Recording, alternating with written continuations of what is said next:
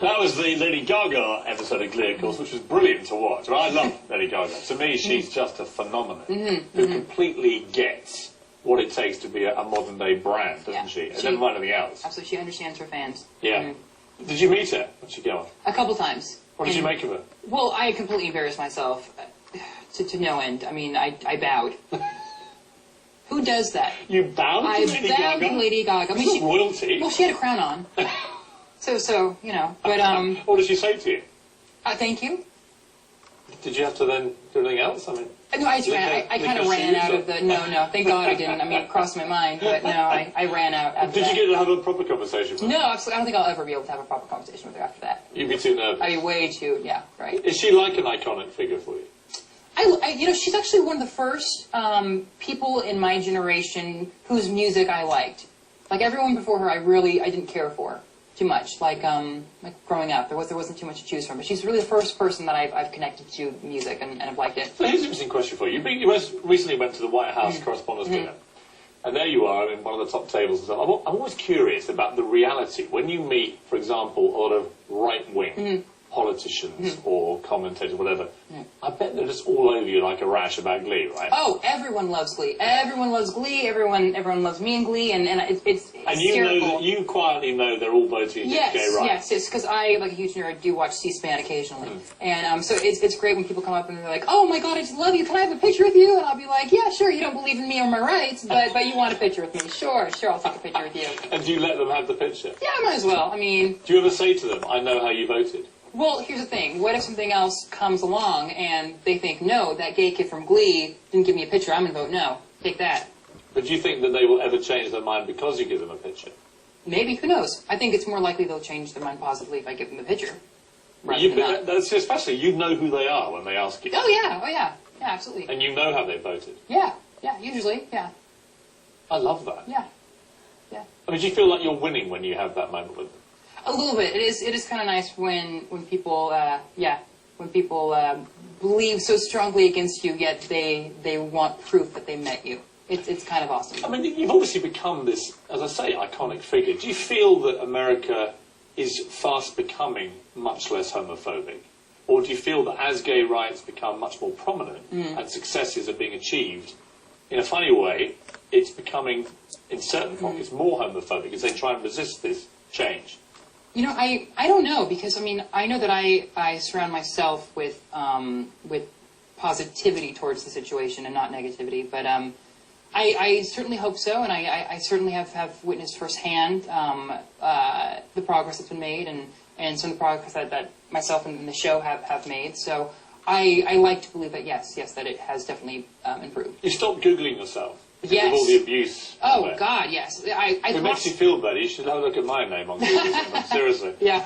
I mean, no, the last time I Googled myself was, I think, like September 2009. And it was so shocking you stopped. But what did you find there? What it kind was of just high school again. It was high school all over again. People making fun of my voice, people making fun of the way I looked. I mean, it was just bullying in another form.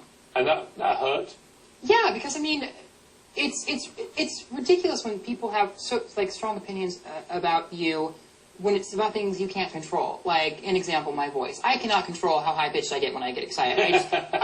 I wish I could control it. There's so many situations when I wish I wasn't squealing, but it's if your voice didn't have that kind of tone to it, you probably wouldn't be the singer you are. Maybe not. It's all hand in hand, isn't it? It comes. You're never going to get everything you want. No, not yet. And the grass will always sit. Well, not you. I mean... You're not going to mention this again. No. Come on, talk about rubbing it in. I like that. You might as well enjoy it. If I was on the cover of Time magazine, I would carry this around with me all day long. Hey, might as well. I really would. Oh, thanks. Oh, I almost did. What did your mother say when she saw it? It's so funny. Whenever I call... My dad is always over the moon excited and just so proud and just so excited. And whenever I call my mom will just get silent for like 2 minutes on the phone, and she'll go, "Who are you?"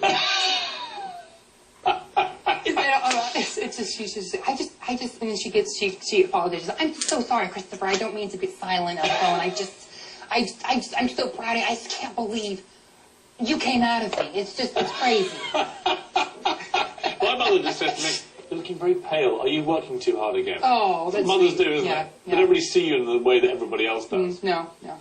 So tell me about how the fame thing has impacted your life. I mean, are you finding that you're getting more attractive because of the fame? Oh, sure. I hope so.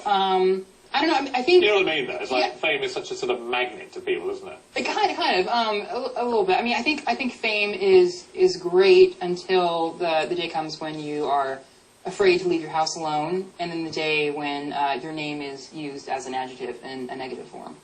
Yeah, it's interesting that. I mean, it's that culture, isn't it, of envy, resentment of people's success. I mean, that goes with the territory, doesn't it? Yeah. Do you think are you equipped to deal with all this? Sometimes not. I mean, sometimes I do get very overwhelmed with it, and sometimes I'm quite frightened by it, to be honest. It is scary. It is scary. It's very scary. And there really is a whole other world people don't see. You know, they always see in front of the camera. You know, they never really see the behind the scenes stuff. But what's behind the scenes stuff with you? You know, like the security risks and the security issues that are very frightening that people don't know about because I don't want them to know about. What's the scariest thing that's happened to you? I was at a movie theater once, and I was by myself, stupidly, and I was semi-mobbed, but it got very physical, and people were pulling at me and grabbing me, and I had to call the police, and the next day I was covered in bruises because people got so physical with me. Wow. Yeah. And as it was going on, what were you thinking? Not much. I kind of went to my happy place, I would go to my unhappy place. My unhappy place. No, I definitely had to go to my happy place. Were you worried about whether you might even survive this? Absolutely. I mean, it was crazy. It's crazy, but I mean, it's really a mind trip because on one hand you want them to stop. You want it to stop, but on the other hand, you know that since you are in the public eye, that if you are a raging jerk and say get off me, leave me alone, then you know it's gonna be written about the next day, and you know people are gonna say stuff. They'll be talked about what a jerk you are because you said that. Have you had stalkers? Not really. I don't know. I mean, some form of stalking is flattering. You know. Yeah. Yeah. If they're good looking. If they're very good looking. If they're very good looking, I don't call it stalking. I call it pursuing. Strongly pursuing. How do you deal with the dating process when you're really famous? I mean, how can you trust people? I don't know. I mean, I think it's I don't know how you deal with it. Because I think there's always the question with what people's real intentions are. Yeah. But I don't know. I think you just have to wish for the best. It's a gamble. Life's a gamble, though. Life is a gamble. Another short break. When we come back, I want to talk to you about projects outside Glee, including this movie that you're about to start making. Sure.